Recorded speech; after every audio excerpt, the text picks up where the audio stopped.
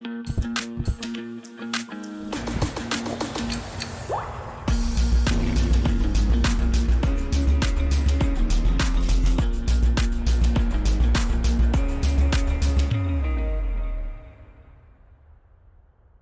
everybody. Welcome to another episode of Chocolate Travels. I'm here with Jose from Camilo's Chocolate. Hi, Jose. Nice to meet you. Hello, nice to meet you. Excellent. So let's learn all about why you started making chocolate. So I know you have a background in cacao to some extent. So what can you tell us about your experience growing up in the Dominican Republic and your connection to cacao? First of all, thank you for inviting us. We're very pleased. For growing up with cacao, I'm going to tell you a bit as how we started planting cacao. As my family has always been a farmer family.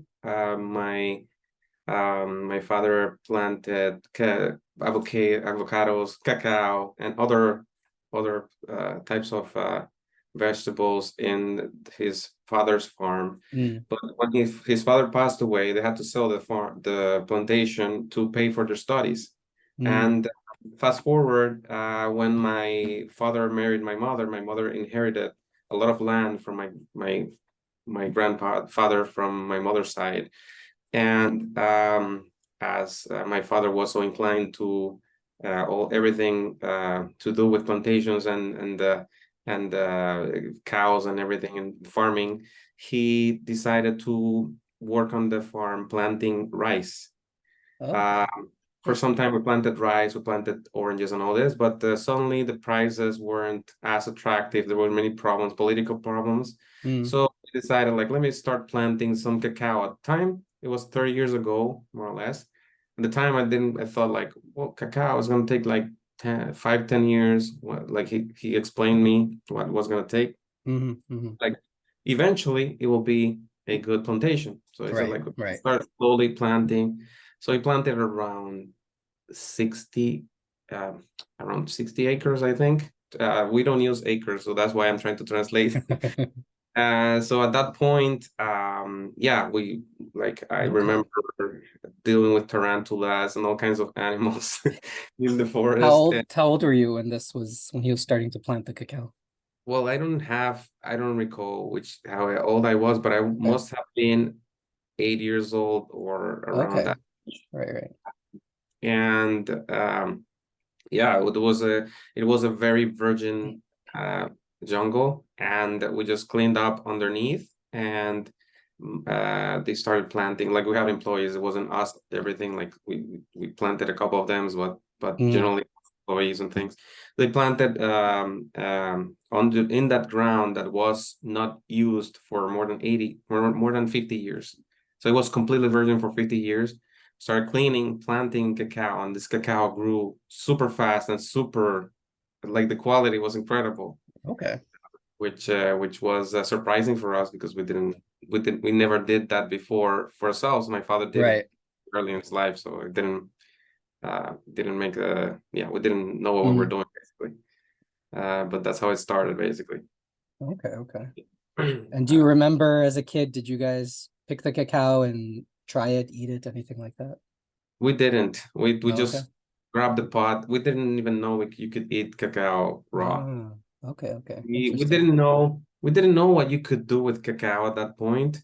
Basically, actually, right before I started doing chocolate, we didn't even know how to ferment very well. Like, my father had fermented before, but he wasn't an expert either. He did, like, they used carts, very big carts, and they pulled in cacao to ferment and dry in the sun. But before he started planting, the fermentation wasn't a thing. We just sold cacao dried, unfermented. And once we started selling our cacao to a cooperative that was right next to the plantation, that cooperative was fermenting, and that was like the new thing. Everybody's fermenting, you know. So it was very interesting. And when was that? When were you starting to sell to the co-op? We started selling immediately, actually, because they even provided a better pricing for the plants. that we bought. Mm-hmm. And so that's the reason, like they were basically developing the area in terms of like cacao agriculture.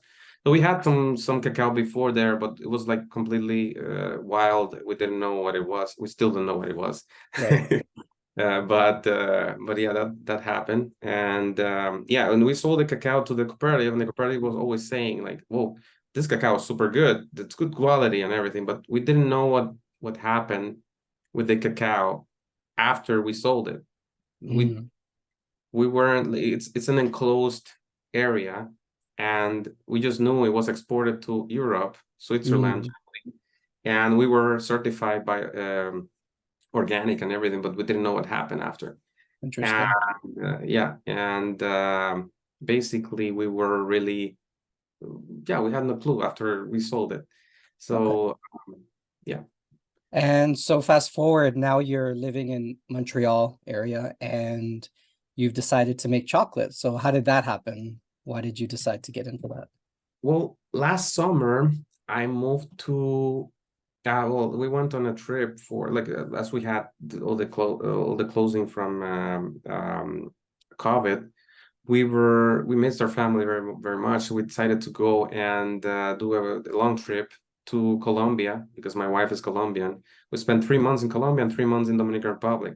Mm, When we spent 3 months in Dominican Republic, we did like I saw my father making chocolate with a coffee grinder, mm, and it was burnt cacao with, burnt cacao with coffee grinder. It was really rough, and then right. he was like how do you say that in English,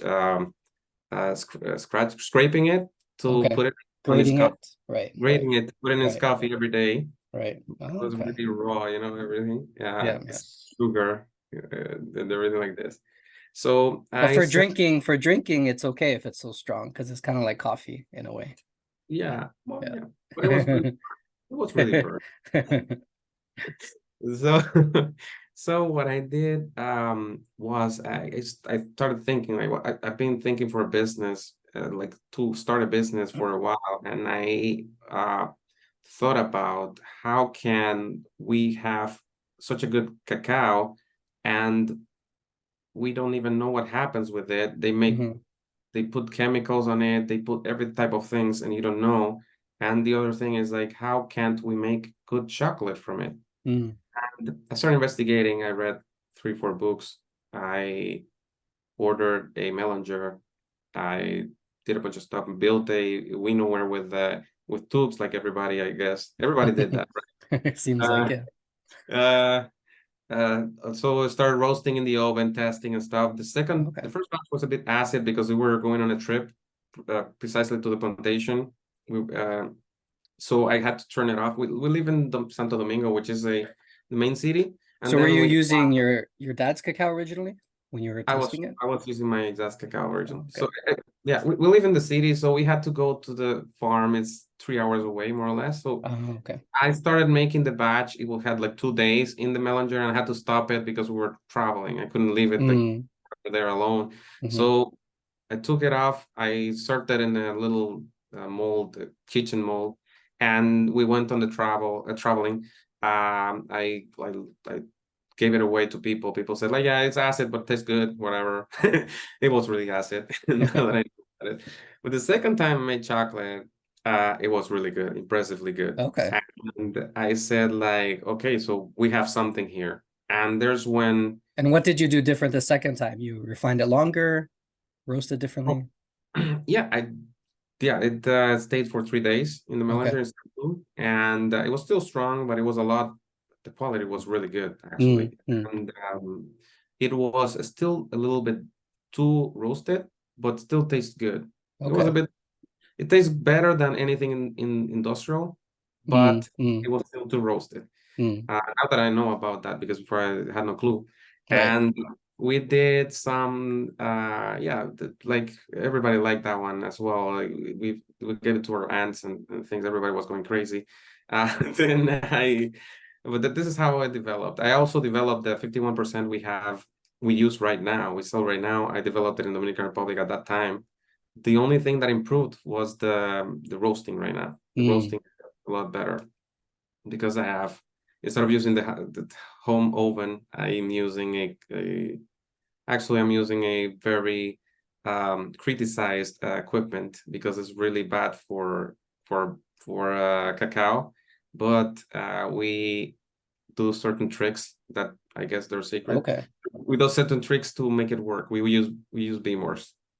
Okay. And beamers are, I know everybody says this is the worst because it burns everything, but we managed to make No, it I work. think you have to know, as long as you can use the tools you have, that's fine. Like I know I've used the oven, and I know people that use the oven and it comes out beautiful. And there's some people that use other roasters and it comes out. So you have to work with what you have, right? It's possible. Exactly. It's possible. I really like the oven, how it comes out. The problem is that it's really hard to know what temperature you're doing and what, um, because you open the oven and the heat goes away. Right. If Yeah. It's I'm, not as if I consistent. open, Yeah. if I open it really fast, it's okay. It keeps Yeah. going. Yeah. Yeah.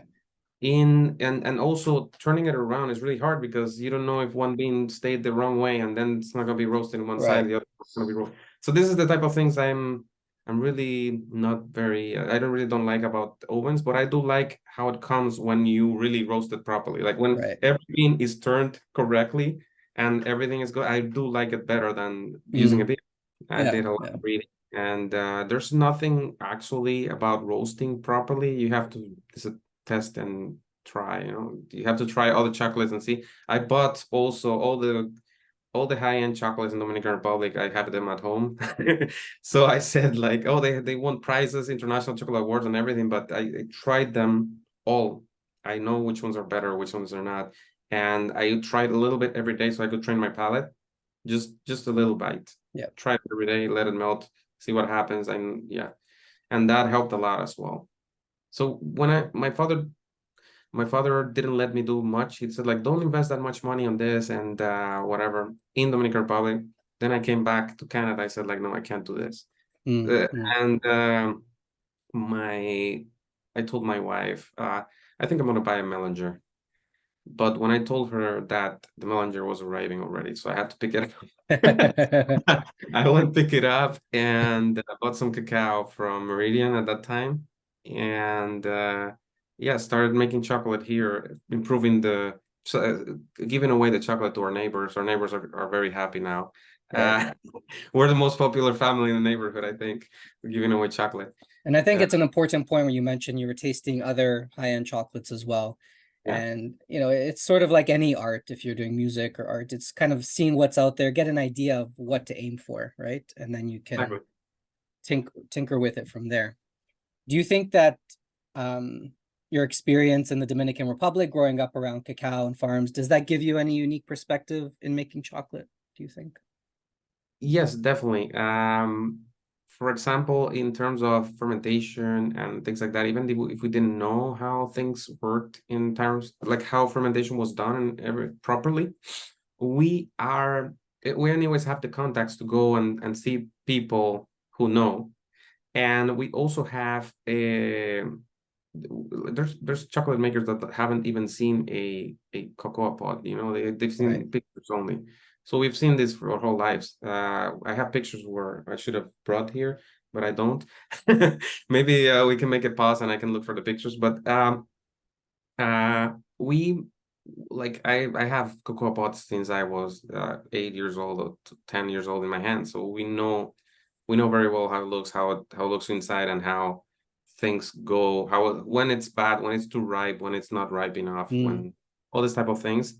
Definitely we know, and that helps us select the correct beans. I would say that there's like it would that helps us know if a bean would be better or not, I think, following that what we knew before. Right. Because you know what to look for. You know the consequences of what's done at the farm and how the beans turn out. You have an idea.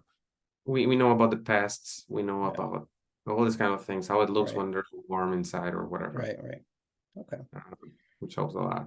And how can you describe the flavor of your single origin chocolate, the Dominican cacao that you're using now? How would you describe that flavor to people?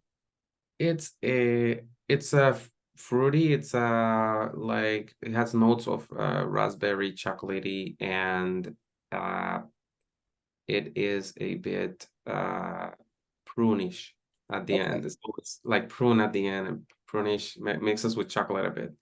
It's a bit more acidic than criollo, for example, but it makes it more fruity. I find that acidity makes better fruity chocolate in my experience. Yeah, I Maybe it's think the acidity, I think, kind of accentuates the fruity flavors. It sort of makes your brain think more fruity because of that exactly tartness. Yeah, exactly, and that has helped a lot in the marketing aspect. right. Yeah, I think that's a good point because generally people don't want acidic chocolate, like vinegar or two something like that, but a little bit of tartness, just like in our fruits, is actually quite nice. Exactly. I like to live a little bit, just like for example, my 70% taste just a little bit bitter at the start, and then it becomes a bit fruity and gross, and then goes Mm, back to prune, which is what makes it which I like, which is what I mhm. like about it. And you have a dark chocolate and a milk chocolate right now, or two different darks? We have a 70% and a 51%. We just Okay. started sold our first chocolate 6 months ago. Right, Uh, right. we it was 14th February. Like our company we've been like testing and reading for 6 months, but February 14th we started with selling our first chocolates in uh, Valentine's Day. Mm, And we sold 80 chocolates in one day. We were like, wow, we're selling chocolates. nice. So it was very exciting. And after that, we didn't sell anything like for a month. But anyways, So since you're very new, what has been the greatest challenges? You talked about roasting, learning how to roast. Is there anything else that stands out?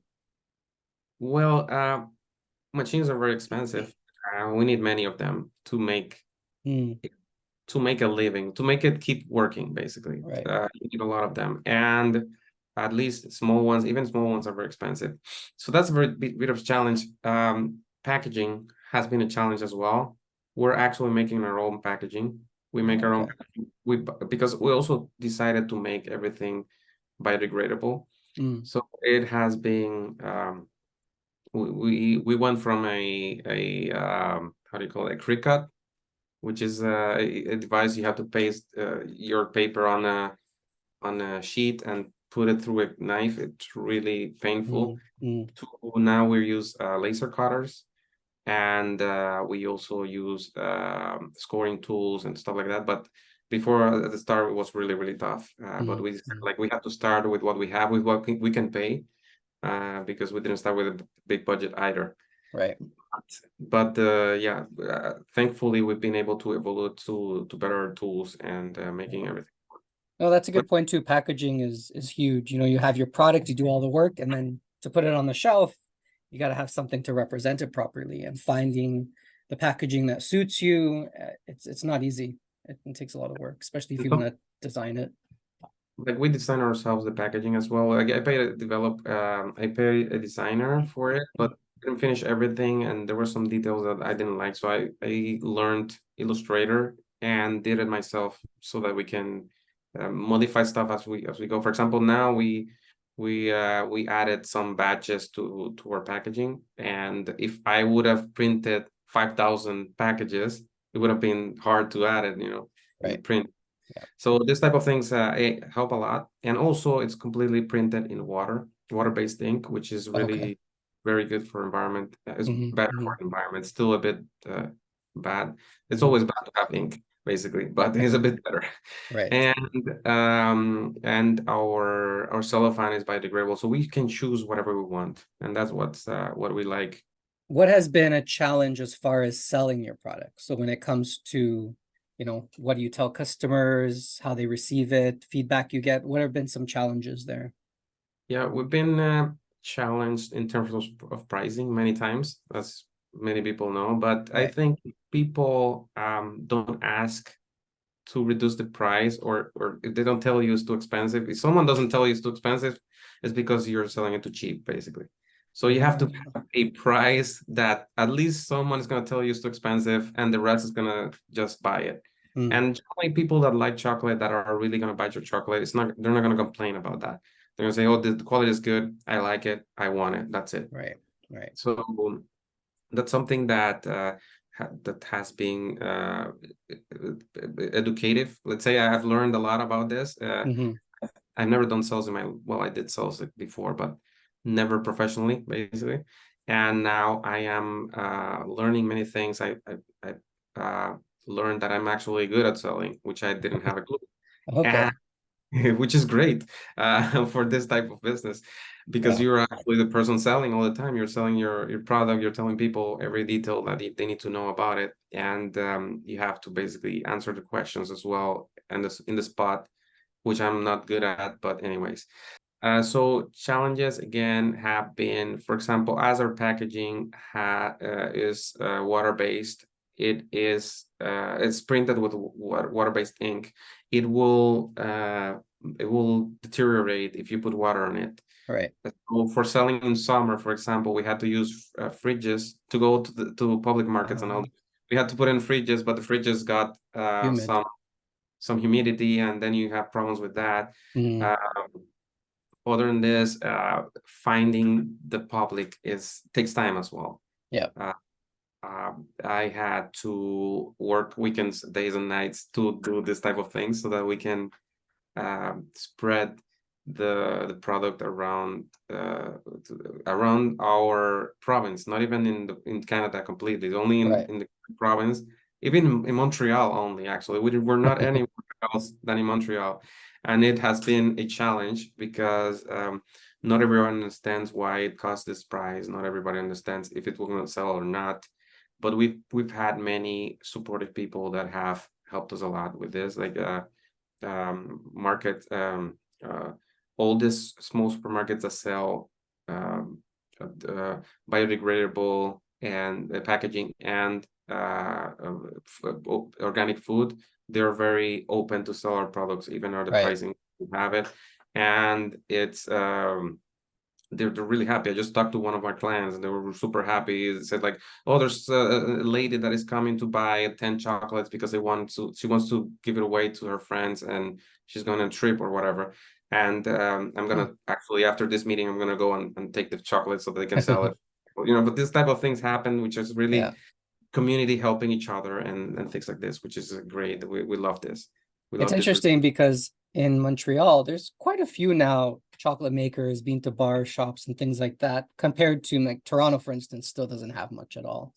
So it's interesting that even with that, you still say a lot of customers, it seems to be very new, this concept of bean to bar chocolate and the pricing. Do you find that people in Montreal, because they're sort of, because they're French speaking and maybe do they feel like there's more of an affinity for chocolate from Europe, for instance? Like, would they prefer to see Belgian or French made chocolates? What do you think? Definitely. I've had people tell me that, oh no, I don't like that chocolate. I like Swiss chocolate. And they Right. show me the chocolate they like, and I'm like, but it says here, whatever. What does that mean? They don't even know what that means because it's a freaking chemical that, it's and not only one chemical, but many chemicals Mm, that they don't even have a clue what they are. mm, So I think that there is probably really good bean to bar chocolate in Switzerland or any European country, but the chocolate that they say is good is not good. You know, it's not that one that you have to buy. You have to buy another Swiss chocolate, and that will be right, better. right. So Yeah. yeah, I get that a lot. I get people that have, for example, I'm thinking about someone that has worked with chocolate for 35 years. They used to have a chocolate company, a chocolatier company, right? And this person told me that, oh no, I prefer Swiss chocolate because of this. And I'm like, okay, this. But yeah, it's a matter of educating people. I think Binto bars are still very new. There's still a lot of space to grow from where we are. We're still a very small percentage of the total market value, Mhm. and we have a big job to do still. Right, right. Hopefully, we're able to make it. Well, that's good that you have an affinity for sales because that's very important. Marketing and sales is extremely Yeah, important. I had no clue I was good at this, but apparently people like my smile and how I approach things, and I Yeah. explain things with my hands, and people are generally smiling when I'm explaining. They're like happy, so that's good. What do you think people in the craft chocolate world should be doing more of in order to foster a greater understanding and appreciation of chocolate? What do you think, people like me or other chocolate makers or people already into fine chocolate, what do we need to do more of?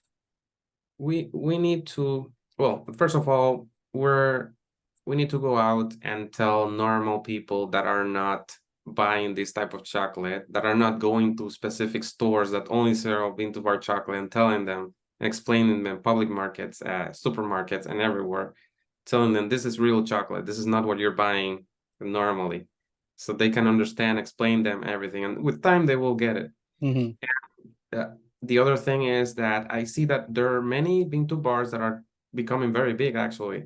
These bean to bars have the responsibility to work with this, like make publicity and do all these things, Right. and grow the market share for bean to bars for Mm. the rest of us that are coming in. Mm. And even at my size, I'm trying to do that slowly. You see me, I'm always in public markets. I'm gonna Mhm. try some publicity, so the people that don't have a clue that this exists, at least they know that there's a different type of chocolate that is not what they're buying, that is better quality, and that it's clean, basically. Right. And so they have at least a clue, because there's many people that don't even have an idea Yeah. what that. I think at this point it's really exposure, exposure, exposure. Just keep getting out there. Sometimes you're gonna get good reception, sometimes you won't get any reception, but I think just keep um, you know, talking about it, putting yourself physically out there so people can see you at different trade shows. Maybe it doesn't have to be a chocolate event. Exactly. I am trying to get in wine trade shows, rum, alcohol, because generally it matches very well. Chocolate and rum, for example, or Yes. wine, you can match it really well. So I'm trying to get to these markets, to public markets in different cities around my area, because we have to travel there, right? And I have kids and everything, so it's a double job. But I spend a whole day talking to people and telling them this, and generally I try to place my chocolate in a store nearby that sells our type of uh, food, right? Organic or clean or local, and I redirect them to that place so that they can basically keep buying whenever I'm not there anymore. Right. And that has worked very well, actually. And but we still need to make more volume in terms of whenever the product is placed somewhere and I'm not there selling it, that it sells more. You understand? Because it's competing against others, and it tends to get slower because it's more expensive. But it's better quality as well. People, we have to find a way to tell people this is better because Right. this doesn't contain any garbage and it's good quality in Yeah. taste as well. And it's difficult sometimes, especially if, let's say, chocolate, for instance, people associate good chocolate with Europe and, specifically Belgium and Switzerland, maybe France and things like that. So if you're made in Canada, sadly, it doesn't really often sell, because of Exactly. that. But So changing the I've mindset. yeah, I have to talk to people and tell them that a lot. The best chocolate could be there, but not necessarily. Yeah. Could be somewhere else. For example, there are many prizes that came from International Chocolate Awards in Mexico or Dominican Republic, not in Switzerland. Like I didn't see any Swiss chocolate right now that I Right. remember. So this type of things we have to explain to people. We actually talking about International Chocolate Awards.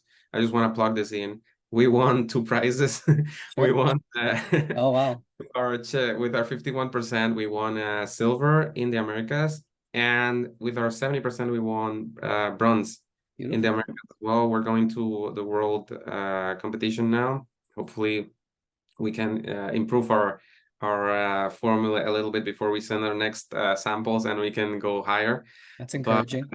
Yeah. but it's very encouraging to have this prize, this award, and win in front of so many people and so many chocolates. There were many chocolates there. Right. We won, and we have 6 months working with this. So this is very Yeah. encouraging for other chocolate makers that want to start, or old chocolate makers that want to go into this competition and everything, you can make it. Like I wouldn't think at all we were gonna make something with both chocolates, which is we're incredibly happy with that. What are some plans now that you've won some awards too? What are some plans and ideas you have for the future of your So company? we're taking it really, our plans are really short time because we need to boost sales by a lot right now to be able to keep the chocolate, making chocolate.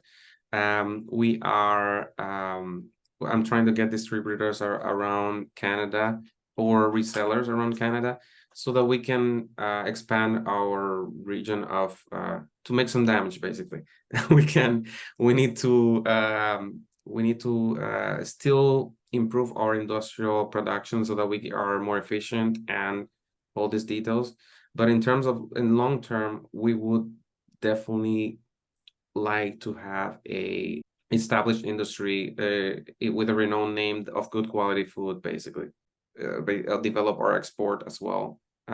So we're basically trying to survive right now, and then we will try to expand as much as we can. Right. It'll take time. You're very, very new. You know, there's people that have been doing it for years that still struggle. So exactly. And it's not they're struggling because their product isn't good, you know, it's just business, it's marketing, it's that exactly. aspect which really has to be paid attention to. So I think a lot of people that get into chocolate making, they get into it for the purpose of making something wonderful. Exactly. But they Not don't they never thought about the marketing and all that, and that's another hurdle.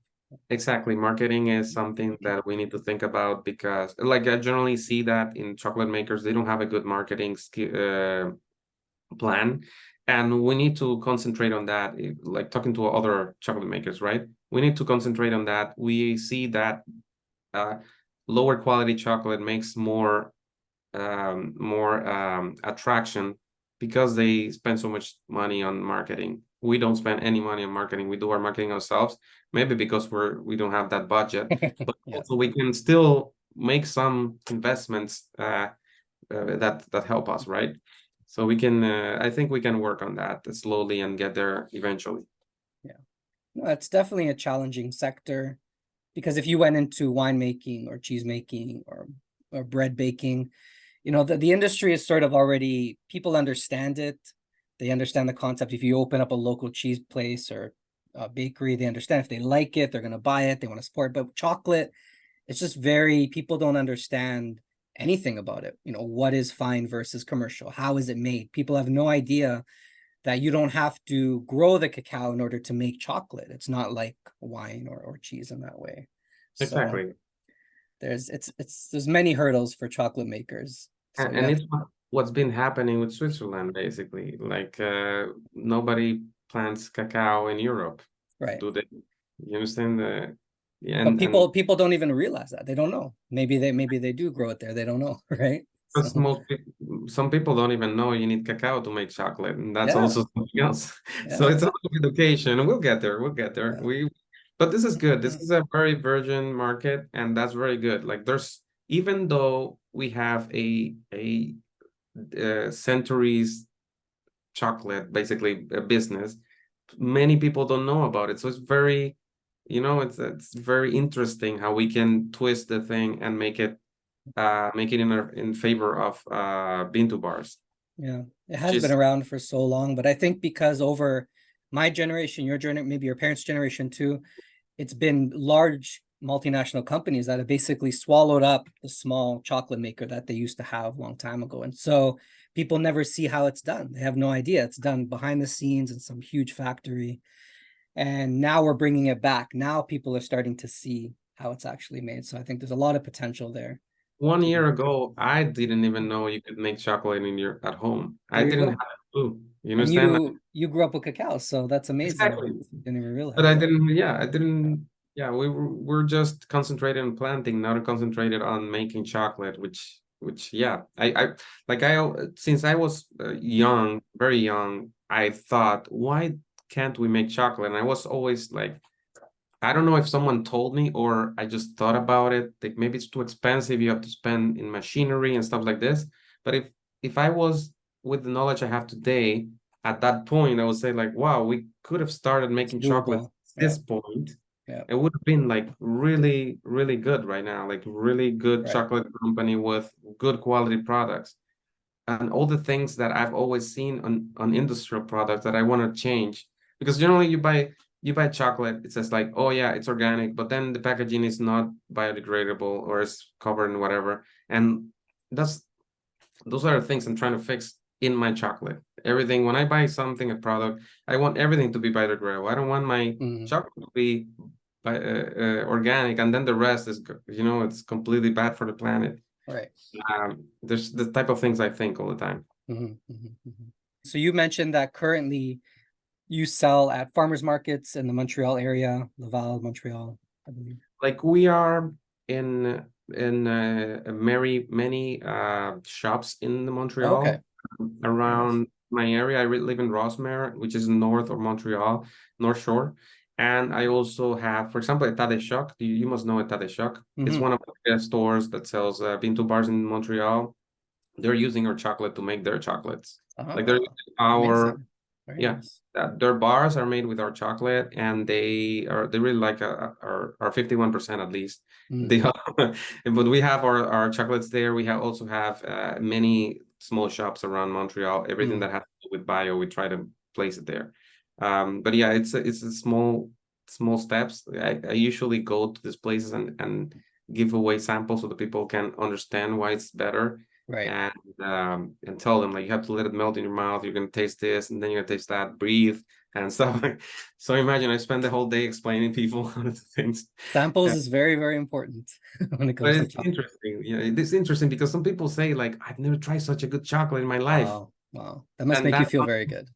you like you see their face like if they were a kid and they never tried this for their whole life, and it's only the world opens to their to them, and Wow. they're Wow. incredibly grateful for that. Every week I have people that say, "Oh, I don't like dark chocolate. I don't like dark chocolate." And then they try a few and they're like, "Wow, this is good. It's not bitter." Yeah, So people have no clue how amazing dark chocolate can be. can be, yeah. And both things happen. Like people that like milk chocolate, I give them 70%, and they say, "Whoa, this doesn't taste that bitter. It's good." And the opposite happens as well. Like people that Yeah. like really dark chocolate, I tell them, try my 51. It doesn't contain a lot of sugar, so it's not gonna be like super sweet for you. And they try it and they say, "Wow, this tastes good." And then they buy 51% instead of buying 70%. You understand? So Yeah. this Yeah. both things happen. Like one of my friends as well in the US, I sent him a bulk, like batch of chocolate, like bulk, just 3 kilos of chocolate. Take it, and he was used to having 100% chocolate all the time. He was like, I told him like this is gonna be a bit bitter because it's 100% and whatever. I didn't know where he came from, so I was trying to get him to the level to basically sense where he was. So he told me like, oh no, I take this chocolate. I'm not gonna name the brand, 100% and whatever. And I said like, okay, try this one. So I sent him 3 kilos, and it changed his life basically. The Wow. guy's he's is now like, you have to send me 6 kilos now. I can't wait for this to come, whatever. So this happened like it's incredible how people are open to this type of products as well, because it's Yeah. chocolate. They're like, well, I cannot try not try chocolate. You give me for free, let me try it. And then they try it and say like, wow, it's expensive, but man, it's worth it, so they buy it. So this type of things happen, and it's great. It's great. Yeah. Yeah. Just yeah. I think with time it's gonna be good for everybody. We just need to keep working on it slowly and getting there. Yeah. And the more people we have, even like we were saying earlier in Montreal, there's quite a few bean to bar makers, but most people still have no idea about it. So the more we have, the more they encounter it, the Exactly. more people will appreciate it, and the more they'll seek it out. You'll have lifelong customers because of that. I even got people that's why I like public markets, because I get to talk to people directly. I don't have to go through a third party, like for example, a retailer, to know Right. what people want or what they're saying. So Right. I got to talk to people, and it's very interesting because some people tell me I don't like chocolate. And then they try it because they were next to someone who wanted to try it, or they were with someone that wanted to try. Right. They try and say like, wow, this actually tastes good. And they buy you a bar after, Right. which they didn't like chocolate. These things happen, and it's really wonderful. It's really a wonderful company to to handle. Like, I don't know, it's beautiful. It's beautiful to work on this ambience, and I mean, people it's are, amazing to see someone's perception of a certain food change in a moment, right? yeah, That's exactly, huge. That's a in big front of deal. you. You're like, there, I don't like this. I don't want to try it. They don't even want to try it. Yeah, And then they say like, oh, try, it's good. And then they try and like, go, wow. yeah, And something else that happens with, for example, the cocoa tea. We give away free samples of cocoa tea. So people always usually ask, "What is this? I want to try it." So then we give it, and and and people find it. Oh, I don't like tisane, and the same thing happens. I don't like tea, and in French is tisane because it right. doesn't. Anyways, these I don't like this, and then they try and say, "Wow, it doesn't taste like tea. You know, it tastes like Mm, chocolate with some, I don't know." And I explain them the benefits of having this tea, and they also end up purchasing a bag or something. We also help our farmers, which are always left behind, right? In every other uh, in industry, let's say, right. the one that plants the seeds and everything is always having trouble, trouble to survive and something like that. For example, for us, our my father, since he started planting, he has always been paying our employees 40% of the profits to the person who caught the cocoa pod. You caught Mm, a cocoa pod, you get 40% of the profit to your name. mm, And it's something incredible for them, because this wasn't a thing at that time. I want you guys to understand, like, when he started doing this, it was 30 years ago. People didn't do this. right. Right now, they might pay 10% or stuff like that. And like, he's paying 40% since that time, and people are incredibly happy to work. And why did he do that? What was his reasoning back I then? really don't know. He Mm, just said like, I wanna. He's always been helping people because mm, he's a cardiologist. He studied, yeah, he's been a cardiologist for many years, and more than 40, I think. And he has been, yeah, he must have more than 40 years being cardiologist, now that I think about it. So he has been always helping people in the plantation, for example, in the farm, giving mm, them free medicine consultation. We made the free gifts in, no, I'm trying to translate from French now. Now that I explain so much in French, I don't even know it. So it's been we gave, for some period of time, we gave away toys in Christmas to kids and the right, community, things like that. You know, always activities like this that help people. right. And up to a point that you see as normal. When I was a kid, I saw this normal as a normal thing to do. He even Mm, sample he filled the whole plane with sample medicine to fly to Cuba. mm, wow. And it was like a lot of medicine and things like that. You know, it's always trying to do this type of things, and I guess this was part of it. That's in Trying his to, nature to try and exactly, better the lives of people around him, see what he can do to help others. That's sort of in his nature, and that carried on into cacao, and that makes sense. exactly. And you see his patients are always receiving free medicine and things like that Right. because he tries to help them. So it's something that it's naturally, he does it naturally. And yeah, so this happened. We're working right now to build a fermentation facility in our plantation, so we can basically Mm, ferment directly and ship it here to Canada, so I can make chocolate and sell it here. Basically, mhm, mhm. we're trying to make that so we can become a tree to bar at that point. We Right. did some tests, and that cacao tastes so good. My neighbors are now asking for that specific chocolate instead of asking for the other one. So Oh, imagine if we had good luck with the other one, they will. Like, I hope we're gonna have good luck with this one. It tastes like peach or mixed with, I don't know. It's a bit peachy, okay, okay. but it's really, really, really great tasting. Mm. Uh, Well, I mean, the fact that you have your hands at the fermentation level, if you can influence that at some level, there's so much you can play around with when it comes to fermentation. So there's so many possibilities, and that's what's amazing about something like dark chocolate is if you play around with fermentation, whether it's the species of yeast or different methods that you use, and then there's the roasting aspect and then the refining aspect. It's like you have this simple product. You're not adding any ingredients other than cocoa bean and sugar. there's so much room to play around with, which is very exciting as well. Exactly. And well, I'm still not thinking of adding other things to the fermentation. I'm thinking of just plain fermentation, but doing Right. properly, no astringency, no over fermentation, you know. I just Mm-hmm. want it perfectly fermented, and I will be super happy for now. Right. Yeah, of After I course. think I will be, yeah, because this is one of the the problems we have. That's a problem with for beginner chocolate makers is they play around too much at the beginning. I Yeah. notice, they play around with too many little things. That's like just focus on doing the right roasting, the right this, and then later on you could do that. That's the reason we have two chocolates only. We're gonna start expanding now, but we have two chocolates. They taste good. People like it. This is what we want. We want to make it the best product we can, and then Yeah, we expand to the next best product we can.